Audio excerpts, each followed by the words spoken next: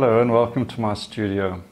I'm Malcolm Dewey, and in this demonstration I'm going to be painting one of my favorite subjects in a style that you might want to call painterly or impressionist, but I prefer the term painterly, which really means good loose brushwork, lots of thick juicy paint, big shapes, and it all makes for an interesting and textured surface as well.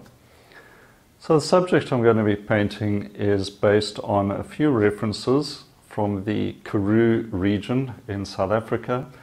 It's quite an arid countryside, quite a hard country, and hot summers, and a lot of interesting shapes, lights and darks, warm and cool, and lots of organic shapes that you'll see how I develop in this painting, and that they really lend themselves to the painterly style where you can put in thick juicy paint strokes. So watch along as I paint this subject, and I hope it gives you some ideas of how you can use this approach in your painting. This demonstration is based on a live recording that I did in my studio, and I have described the process as I've gone along, so you can sit back and just watch how it develops. I'm using an MDF panel which has been primed with GESSO, and as far as colors are concerned, using a pretty standard palette and trying to keep a warm and cool of the main colors, two blues, ultra and cerulean. Now I get started with a quick composition as the reference, and I'm basing it on that. It's not an exact version. Using a number 4 or number 6 bristle brush and just getting in a quick drawing of the composition using ultramarine paint, which I've loosened up a little with some white spirits. I don't use medium very often in a painting, except right in the beginning if I need to loosen up the paint for this sort of drawing in. Getting in the horizon quite quickly, that's very important because I relate all the shapes to the horizon. And now choosing a few elements that are going to be the focal point, some bushes on the left hand side, following the rule of thirds, balancing it out with a few smaller shapes on the right, suggesting where I'm going to put these, and also the shadows that are going to form an important part of this painting. So I'm going to have a look at a few things. First, I've also got to check the direction of the light, because I need to make sure that first of all, what's the quality of light, warm or cool light, which direction it's coming, in order to make sure my shadows are in the right direction as well. All of these little things you need to think about at this point. And now blocking in the darkest shapes, also sort of a traditional approach. So like I said, know where the light direction is and get those shadows marked in. Very important to describe shapes in representational kind of paintings like this. So pulling those shadows from right to left, and the foreground will be also pretty much in shadow. So it's something that I sometimes do with landscapes, have a foreground right across the front, and I have a shadow, I should say, right across the front of the foreground, basically to sort of step into the painting. And it's a device that is very often used by landscape painters. And once again, looking for light and dark contrasts. always so important in a landscape painting. So I think a pretty strong structure right at the beginning of this painting, and I'm pretty much happy with the composition. So I'm going to go into the lightest lights, which is in most cases the sky. So using some titanium white warmed up with a bit of yellow ochre, touched with some cerulean blue as well. So you get that sort of landscape sky. And I'm using a really big brush, in this case, I think a number 12 brush, and not wasting much time with that sky, getting it blocked in good, thick, juicy paint. And this, as I said, is a block-in stage. I will work in with layers over it to build up the painting. So this is not, when I get through this stage, not the end. So I've decided the sky needs a bit of extra energy. Even though it's a relatively small space, I want it to be a dramatic sky, or at the very least, something going on there to delight the eye. So I decided to bring in the palette knife, and with a bit of cerulean blue, a little touch of burnt sienna as well, to make some grey, grey to contrast with the white and warm cloudy shapes. So this sort of desaturated light violet works very nicely as a shadow in the clouds, and gives a sort of natural but interesting shape to the clouds and the sky in general.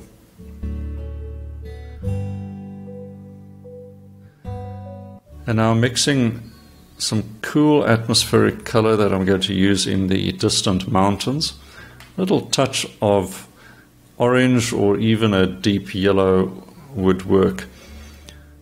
With blue and white, it makes a lovely warm grey color, what you'd call a desaturated grey.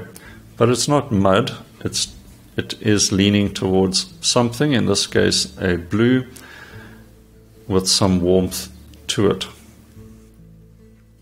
Adding a little bit more orange and warming that up a bit as it comes towards the foothills.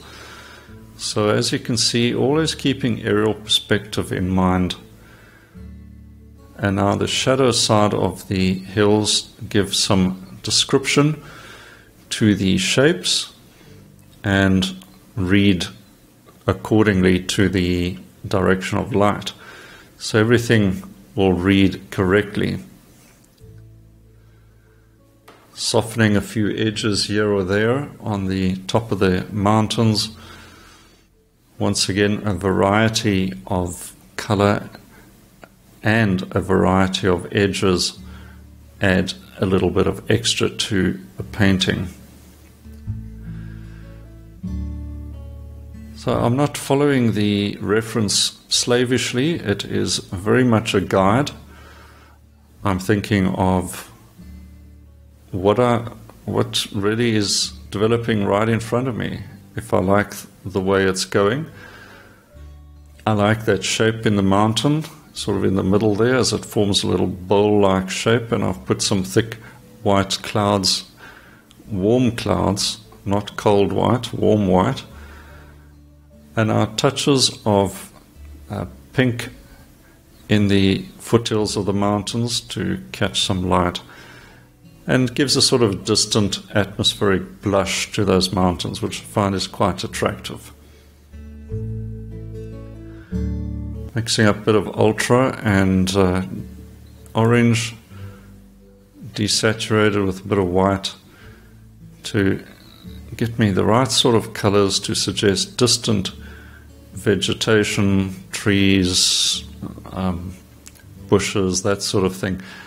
Very loose, very loosely described, but the sort of shapes that are going to read correctly for a distant landscape. If you're peering out into the landscape on a hot day in this sort of environment, you'll be squinting a bit and you'll see shapes, not twigs or leaves. And it's not hard shapes either. They have soft edges and they're sort of atmospheric. So the distant landscape now, as you can see, a bit of orange in there, a little bit of yellow lemon, softened up with some white, and there's even a bit of red in there, that pinkish red, all suggestive of atmosphere. That's very important and a significant part of a representational painting like this. You want the landscape to have depth into the distance. Warming things up a bit with some yellow lemon just in the sort of middle distance. Paints and color will be warming up as we get closer to the foreground. Shapes getting bigger, edges getting a bit stronger, and texture as well increasing, until we get right into the foreground where things really start to happen and we get some exciting color. So that's pretty much got the middle ground. As I said, remember this is still blocking in stage. We will go over a lot of these shapes and add more interest and detail. Getting a bit more space on the palette, just cleaning things up a little. Using the scraped off white there, but warming it up. White is quite a cool color, so generally you need to warm it up or add some color to it to bring it to life. A good bold stroke in the foreground to get the ball going there, and once you get momentum, you can get moving. Like I said, this painting is done fairly quickly. Was part of a live demonstration, so I have to move pretty fast. And you sort of start having to think on your feet a bit. Just keep thinking, lights, darks, warms and cools, and sort of instinctively grab at the blue if you need to cool things down, and grab at the yellow and reds and if you have to warm things up. A bigger brush into these shapes of the bushes, sort of the shadow, then the dark, then a light, and maybe a highlight, and you've got the shape described. I'm not looking for leaves and twigs. It's not about details. Sometimes I say to students, imagine you're driving past the scene in your car and you're looking out the window. You grab an impression of it pretty quickly, and it's that impression that I want to create with these paintings. The sort of scene that is familiar to you, but you haven't really had time to study it for details. I think that is an important part of this style of painting. So getting a nice warmer color now, definitely heating up, and trying to keep these warm colors pretty clean, completely different to those distant atmospheric colors that are desaturated and more gray. This is cleaner, stronger colors, and you don't want to lose the saturation of your warm colors in the foreground. So this could mean you've got to wipe off your brush frequently with tissue paper, as I do, always trying to keep the brush clean. If your brush is getting very dirty and things are starting to get muddy, clean it off with some white spirits. Then dry the brush off. So the shadow in the foreground is not a flat shape, although it is all shadow and cold colors, there's still variety. So with the block-in stage done, I'm now going in for the second stage, which is to develop shapes, add more interest, and layer paint. Also adjust where necessary. So I've got those distant shapes coming in, little dots and dabs. No details, not fussing about them, but it's breaking up mass shapes into smaller mass shapes and trying to make them read a bit more interesting. In many cases, I will squint at the reference and try and get inspired by a passage of colors or shapes.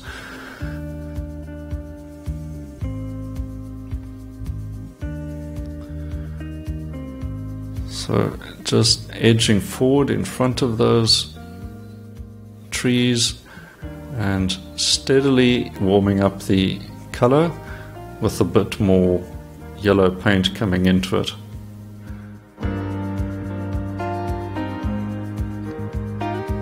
A few thicker passages to give a bit of texture, and they also help to attract the eye and direct the eye.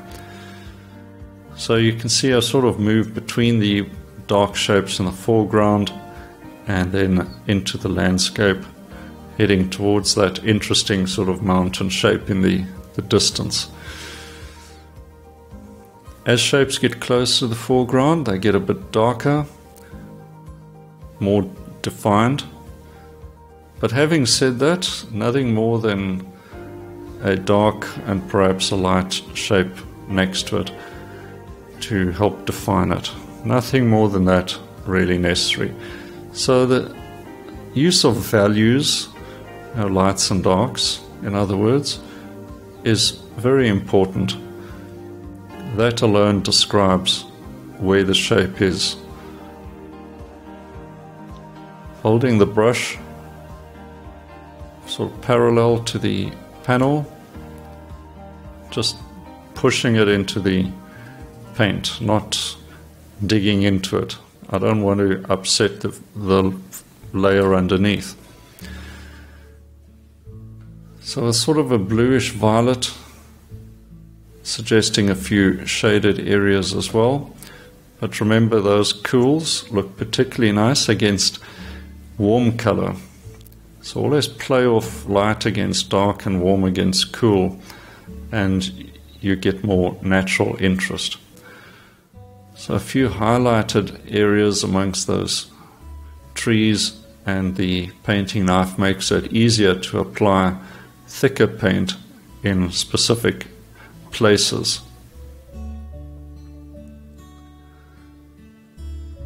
So I think the distant areas have come along pretty well.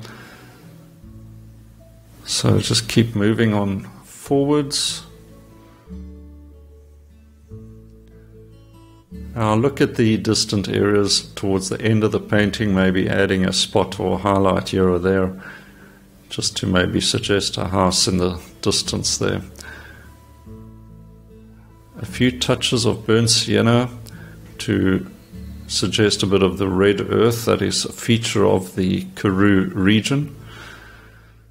And immediately I'm tempted to bring in some cool earthy colors right into the foreground.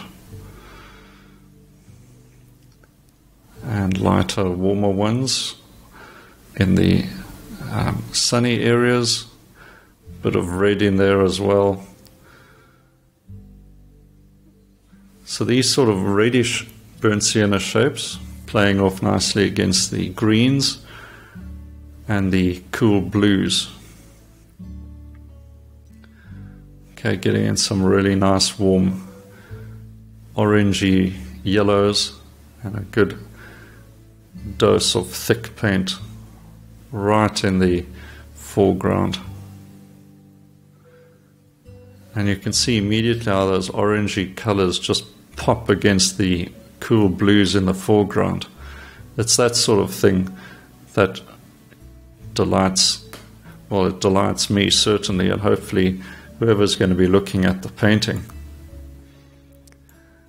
Once again, if a shape is too big or too flat, maybe it needs to be broken up with a little touch of a light or dark shape.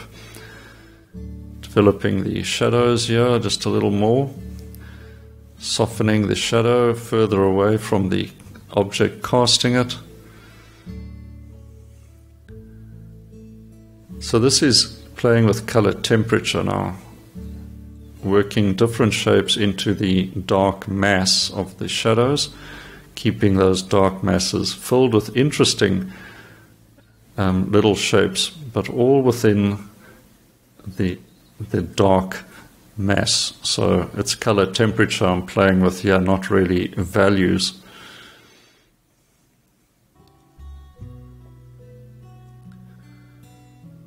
Just laying the paint on, twist the brush, make sure the paint comes on thick.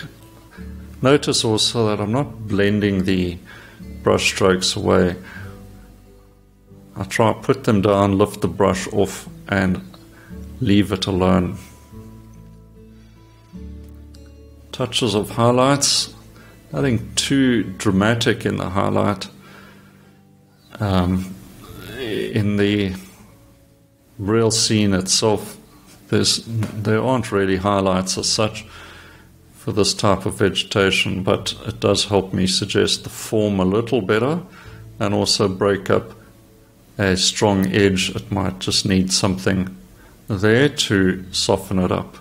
So as you can see, giving a bit more three-dimension to the foliage shapes. So the painting's really coming along now, and I'm quite happy with how it's gone. And in getting close to finalizing it, but just now looking for things. You've got to stand back fairly often, look for shapes that are too even or too geometric. Maybe you need to break them up. If a line is too precise, it might need a dab or a dot of paint just to break it up a bit. You don't want your shapes to look like they've been stuck on. Sometimes it's necessary to bring in darks again. If you've lost a few of your dark shapes, you may need to just add a few back in. That often does happen. So I'm just defining the dark parts of the bushes here once again. Make sure that they remain there to add strength to the painting.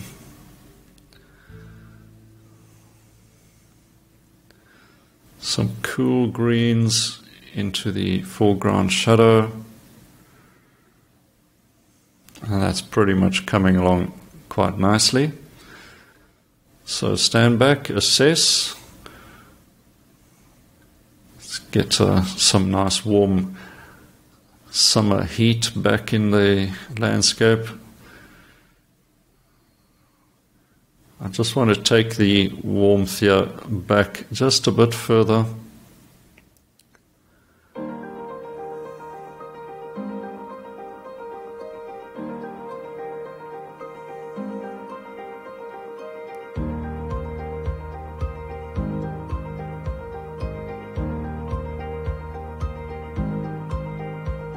At this point, really painting instinctively, just on gut feel. Very difficult to describe how to finish off a painting in precise terms. You have to make a judgment call. There's really nothing else for it. And just see if it's following the direction that you like. Is it appealing to you? You're the one who has to judge.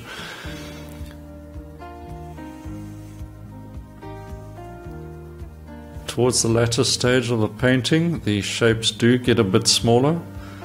So here I've actually got a long flat number 4 to put in a few of these smaller shapes.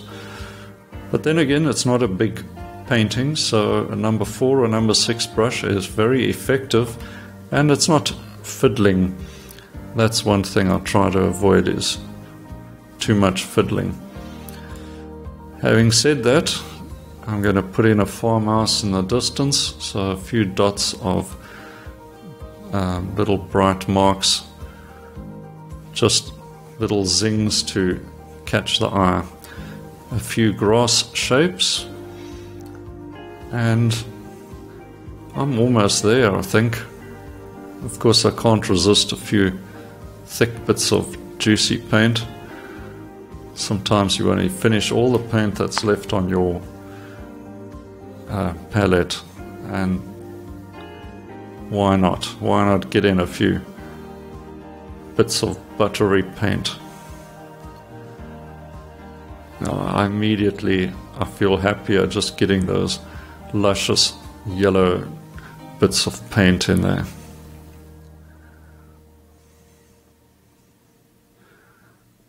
Balancing things out, just breaking a few passages of color up. A few little dark accents here and there, also useful.